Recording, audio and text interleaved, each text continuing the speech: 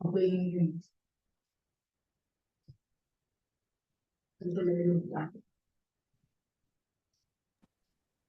الله الرحمن الرحيم الحمد لله رب العالمين والصلاة والسلام على رسوله الأمين وعلى آله وصحبه أجمعين ومن تبعهم بإحسان إلى يوم الدين أما بعد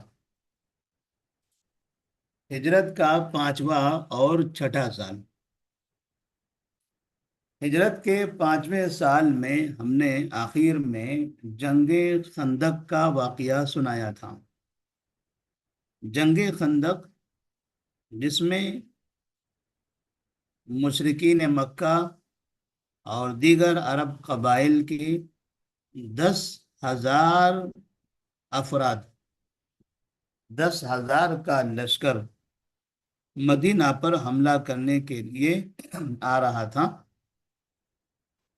اور نبی صلی اللہ علیہ وسلم نے ان سے اپنی حفاظت کے لیے ایک خندق کھود دی تھی جو حر شرقیہ اور حر غربیہ کے درمیان میں تھی، مدینہ سے شمال کی سمت میں، کیونکہ مدینہ سے جنوب کی سمت میں کھجوروں کے باغات تھے، اس لیے وہ فوج وہاں سے نہیں آ سکتی تھی۔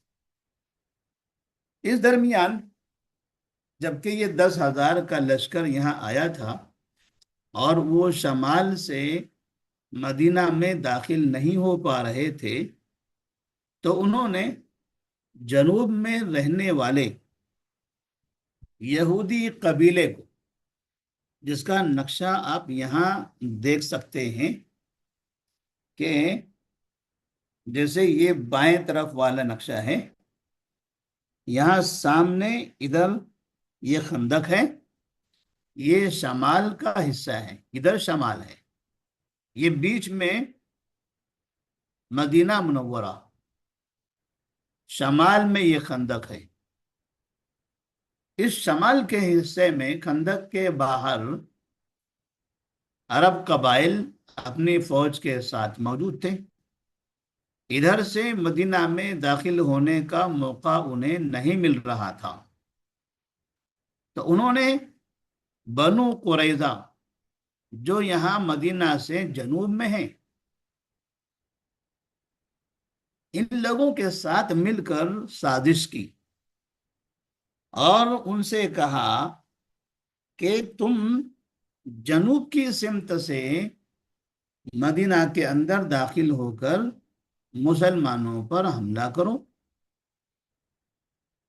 تو دونوں طرف سے ہم انہیں تنگ کر دیں گے، کیونکہ مسلمان سب کے سب یہاں خندق کی جگہ پر موجود تھے، سامنے 10,000 کا لشکر تھا، بیچ میں خندق تھی، اور ادھر سے مسلمانوں کی فوج تھی، صبح سے لے کر شام تک، شام سے لے کر صبح تک، اس طرح سے مسلسل وہ نگرانی کر رہے تھے، کہیں ایسا نہ ہو جائے کہ وہ لوگ خندق پار کر کے ادھر آ جائیں۔ تو اتنی فوج یہاں کھڑی کر دی گئی تھی کہ مدینہ خالی ہو چکا تھا، تو مشرکین نے بنو قریظہ کو جو مدینہ سے جنوب میں تھے، انہیں اس موقع کا فائدہ اٹھانے کا حکم دیا کہ مسلمانوں کی فوج تو خندق کے پاس ہے، مدینہ شہر خالی ہے، وہاں صرف عورتیں ہیں، بچے ہیں، بوڑھے ہیں، کمزور لوگ ہیں،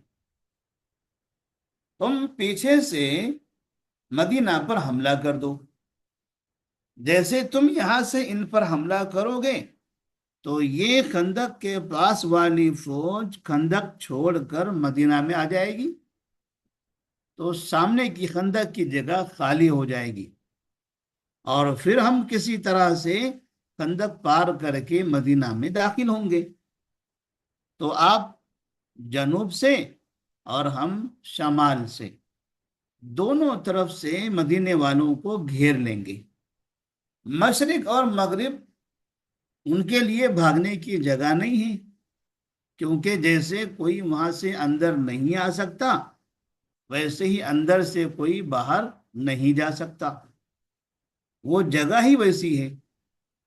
تو ہم دونوں طرف سے مدینے والوں کو گھیر کر ختم کر دیں گے۔ بنو قریظہ جن سے نبی کریم صلی اللہ علیہ وسلم نے امن کا معاہدہ کیا ہوا تھا کہ آپ ہمارے خلاف جنگ نہیں کرو گے، ہم آپ کے خلاف جنگ نہیں کریں گے، آپ ہمارے دشمن کا ساتھ نہیں دو گے، ہم آپ کے دشمن کا ساتھ نہیں دیں گے۔ لیکن بنو قریظہ نے یہاں دھوکہ دے دیا اور مسلمانوں کے دشمن کا ساتھ دیا۔ مسلمانوں کے دشمن یہ عرب قبائل وغیرہ جو یہاں موجود تھے، ان کا ساتھ دیا بنو قریظہ نے، اور کوشش کی کہ کسی طرح سے جنوب کی سمت سے مدینہ پر حملہ کر دیا جائے، مگر اس میں وہ ناکام ہو گئے۔ اور ادھر عرب قبائل مدینہ میں داخل ہونے سے ناکام ہو گئے۔ عرب قبائل جب ناکام ہوئے تو یہ ایسے گھوم کر واپس مکہ مکرمہ اور ان کے جہاں جہاں علاقے تھے، جس جس قبیلے سے ان کا تعلق تھا، وہاں چلے گئے۔ یہ تو باہر کے لوگ تھے، ناکام ہوئے تو اپنے اپنے گھر چلے گئے، مگر یہ بنو قریظہ جنہوں نے یہاں دھوکہ دیا تھا، اب ان کا کیا ہوگا؟ یہ کہاں جائیں گے؟ ان کا تو گھر یہی ہے۔ یہ مکہ والے اور مکہ کے اطراف کے قبیلے والے تو چلے جائیں گے 300، 350، 400، 500 کلومیٹر دور، اور بنو قریظہ یہ مدینہ سے صرف 5، 6، 10 کلومیٹر کے اندر اندر ہیں۔ انہیں کہاں بھاگنا ہے اب؟ تب مسلمانوں نے بنو قریظہ کا حساب لینا چاہا۔ بنو قریظہ بھی گھبرا گئے تھے، ڈر گئے تھے، اور عرب قبائل سے مدد کی گہار لگا رہے تھے کہ آپ لوگ جا رہے ہو تو اب ہمارا کیا ہوگا؟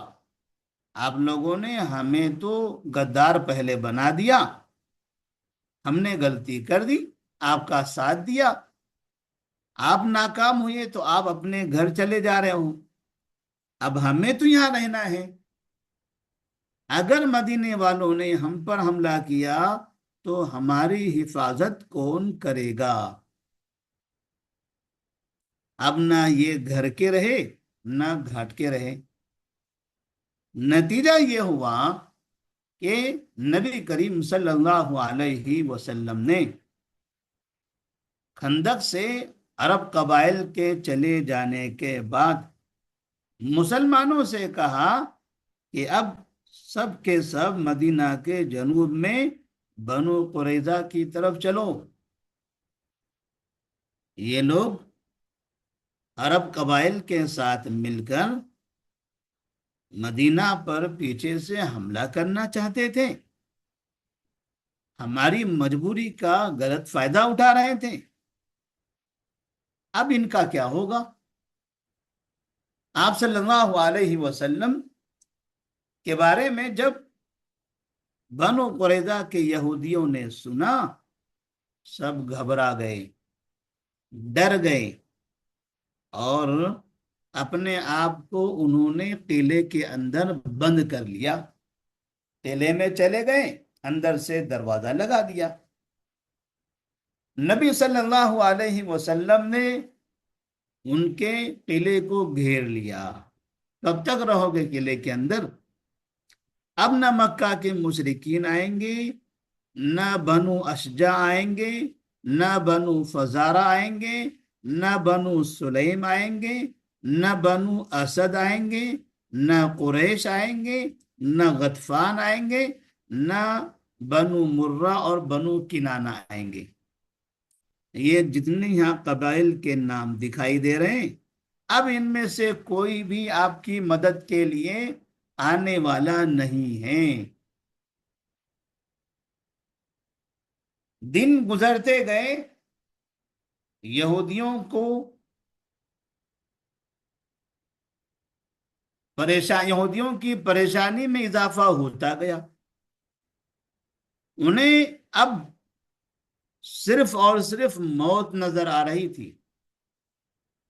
قلعے کے اندر جو سامان انہوں نے رکھا ہوا تھا کھانے پینے کا، اب وہ بھی ختم ہو چلا تھا۔ لہذا ان لوگوں نے درخواست کی کہ اے محمد صلی اللہ علیہ وسلم، آپ ہمارے بارے میں فیصلے کے لیے کسی کو جلدی سے حکم بنا دیجئے تاکہ کسی بات پر ہماری صلح ہو جائے۔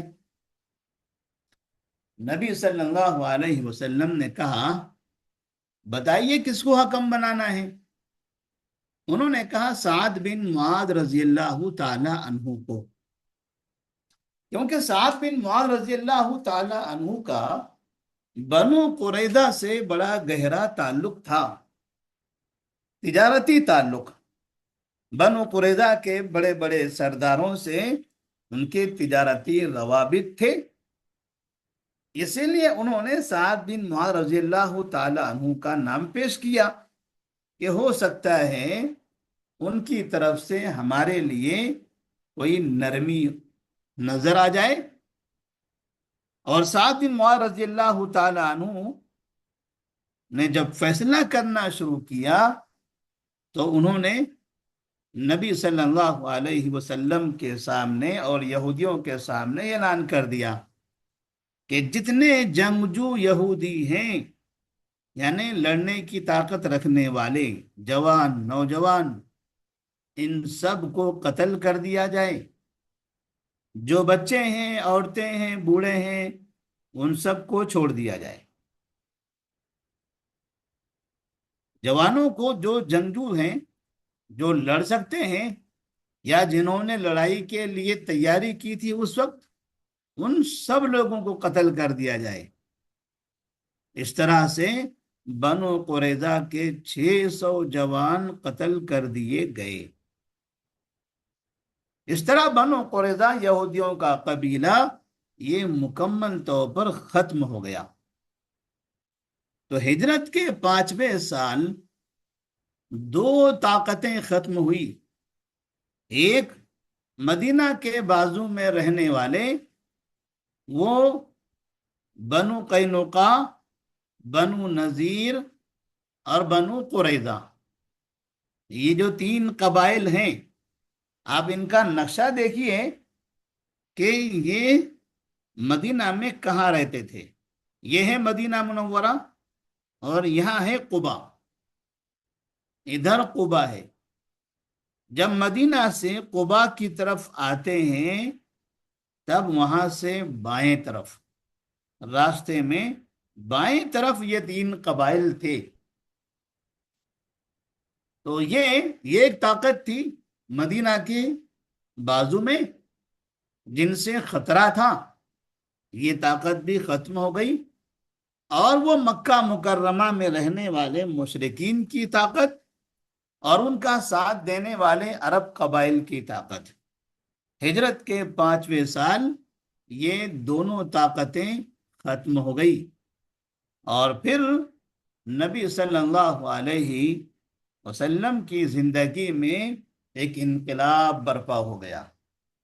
وہ انقلاب اس طرح سے کہ طاقت کا جو توازن تھا وہ تبدیل ہوا، طاقت کا توازن تبدیل ہو گیا، اور نبی صلی اللہ علیہ وسلم نے اب اعلان کر دیا، الآن نغزوہم ولا یغزوننا، آج کے بعد سے اب کوئی بھی فوج یا کوئی بھی قوم مدینہ پر حملہ کرنے کے لیے نہیں آ سکتی۔ اگر کسی نے ارادہ کر لیا تو ان کے یہاں پہنچنے سے پہلے ہم خود ان کے گھر پہنچ جائیں گے اور وہیں ان کے گھر جا کر انہیں سبق سکھا کر آئیں گے۔ اس سے سمجھ میں آ رہا تھا کہ اب طاقت کا پیمانہ، اس کا ترازو، اس کا پلڑا مکمل بدل چکا تھا۔ ابھی تک کفار کا پلڑا بھاری تھا اور اب مسلمانوں کا پلڑا بھاری ہو گیا۔ تو ہجرت کا 5واں سال یہ فیصلہ کن سال تھا۔ چھٹا سال جب شروع ہوا تو نبی کریم صلی اللہ علیہ وسلم کے گھرانے میں ایک خوشخبری آئی، اور وہ تھی آپ صلی اللہ علیہ وسلم کے بڑے داماد ابو العاص رضی اللہ تعالی عنہ کا اسلام قبول کرنا۔ آپ صلی اللہ علیہ وسلم کی جو بڑی بیٹی زینب رضی اللہ تعالی عنہ تھی، ان کے شوہر ابو العاص یہ مکہ میں تھے اور انہوں نے اسلام قبول نہیں کیا تھا۔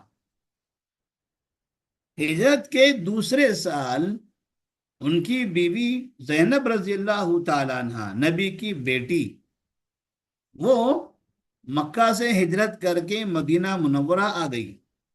جب انہوں نے محنت کی، کوشش کی کہ شوہر اسلام قبول کر لیں، لیکن نہیں کیا، تو زینب رضی اللہ تعالی عنہ اپنے شوہر کو چھوڑ کر مدینہ منورہ آ گئی تھی اور مدینہ میں رہتی تھی۔ تقریباً چھٹے سال یعنی اس کے 4 سال کے بعد ابو العاص رضی اللہ تعالی عنہ کو اللہ نے ہدایت دی اور وہ اسلام قبول کر کے پھر ہجرت کر کے مدینہ منورہ آتے ہیں اور یہاں اپنی بیوی زینب رضی اللہ تعالی عنہ سے ملاقات کرتے ہیں۔ تو اس طرح نبی کریم صلی اللہ علیہ وسلم کی 4 بیٹیاں تھیں، زینب، رقیہ، ام کلثوم، فاطمہ۔ اسی ترتیب سے یہ 4 بیٹیاں تھیں، سب سے بڑی زینب، سب سے چھوٹی فاطمہ، اور نمبر 2 پر تھی رقیہ، نمبر 4 پر تھی ام کلثوم رضی اللہ تعالی عنہن۔ 4 بیٹیاں تھیں اور داماد 3 تھے، کیونکہ رقیہ اور ام کلثوم درمیان میں دوسرے اور تیسرے نمبر کی جو بیٹیاں تھیں، ان دونوں بیٹیوں کے شوہر ایک تھے، عثمان بن عفان رضی اللہ تعالی عنہ۔ پہلے رقیہ رضی اللہ تعالی عنہ ان کے نکاح میں آئی، ان کے انتقال کے بعد پھر ام کلثوم رضی اللہ تعالی عنہ کا نکاح آپ صلی اللہ علیہ وسلم نے عثمان غنی سے کر دیا۔ تو اس طرح وہ دونوں بیٹیاں ترتیب کے ساتھ عثمان بن عفان کی زوجیت میں تھی، اور آخری بیٹی فاطمہ رضی اللہ تعالی عنہ وہ علی رضی اللہ تعالی عنہ کی زوجیت میں تھی۔ ہجرت کے چھٹے سال مدینہ منورہ میں رمضان کے مہینے میں یہ محسوس کیا گیا کہ بارش نہ ہونے کی وجہ سے یہاں کے باشندے بہت پریشان ہیں۔ تو آپ صلی اللہ علیہ وسلم نے بارش طلب کرنے کے لیے اللہ تبارک و تعالی سے دعائیں کی اور اس کے لیے ایک نماز پڑھی جس کو صلاۃ الاستسقاء کہا جاتا ہے۔ تو اس طرح صلاۃ الاستسقاء یہ نماز آپ نے ہجرت کے چھٹے سال پڑھی تھی، اور اس طرح ہمیشہ پھر صلاۃ الاستسقاء جب بھی بارش کی قلت ہو اس وقت پڑھنے کی اجازت دی گئی، اور یہ پڑھنا سنت ہے۔ اسی سال مدینہ منورہ میں بنو حنیفہ کے ایک بہت بڑے سردار گرفتار ہو کر آئے، جن کا نام تھا ثمامہ بن اثال۔ صحابہ رضی اللہ تعالی عنہم نے انہیں گرفتار کیا۔ آپ صلی اللہ علیہ وسلم نے مسجد نبوی کے اندر باندھ کر رکھنے کا حکم دیا کہ انہیں یہیں پر قیدی بنایا جائے۔ مسجد نبوی میں ثمامہ بن اثال تھے، اور روزانہ صبح سے شام تک مسجد نبوی کے اندر آنے والے مسلمانوں کو دیکھتے تھے ان کی عبادتیں، ان کے روزمرہ کی یہاں پر روزمرہ کے اعمال، ان کی قرآن کی تلاوتیں، ان کے ذکر و اذکار، اور نبی کریم صلی اللہ علیہ وسلم سے ان کا تعامل، یہ ساری چیزیں وہ اپنی آنکھوں سے دیکھ رہے تھے۔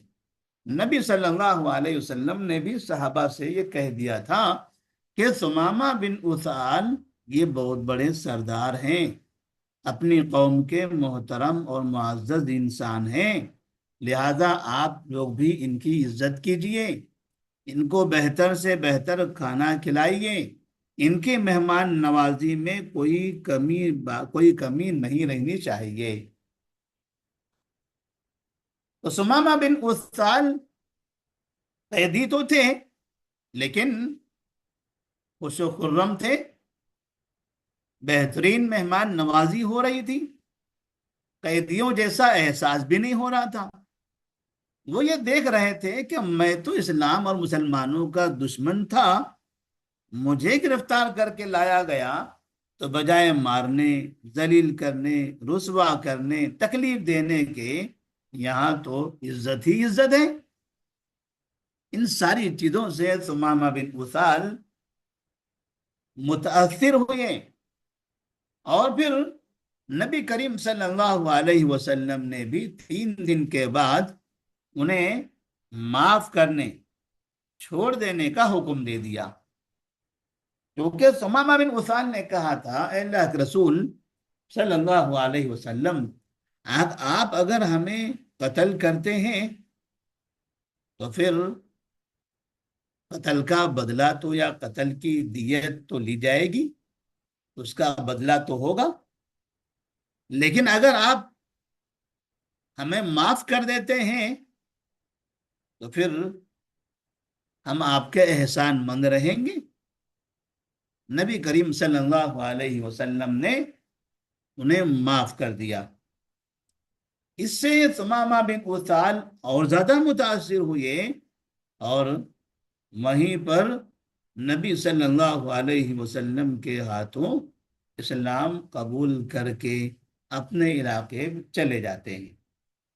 اس طرح سے بنو حنیفہ کے ایک بڑے سردار ثمامہ بن اسال کی یہ زندگی میں تبدیلی کا واقعہ ہجرت کے 6 سال پیش آیا تھا۔ ہجرت کے 6 سال آپ صلی اللہ علیہ وسلم نے ایک اور کام کرنا شروع کیا، اور وہ کام تھا بادشاہوں کو خطوط لکھنا، اور یہ کام تھا صلح حدیبیہ کے بعد کا، کیونکہ صلح حدیبیہ کے مقام پر مشرکین مکہ سے جو صلح ہوئی تھی، وہ ایک بہت بڑی تبدیلی لانے والی صلح تھی، جس کی وجہ سے مسلمان صرف مدینہ میں ہی نہیں، مدینہ، مکہ اور پورے جزیرے عرب میں ہر جگہ محفوظ ہو گئے۔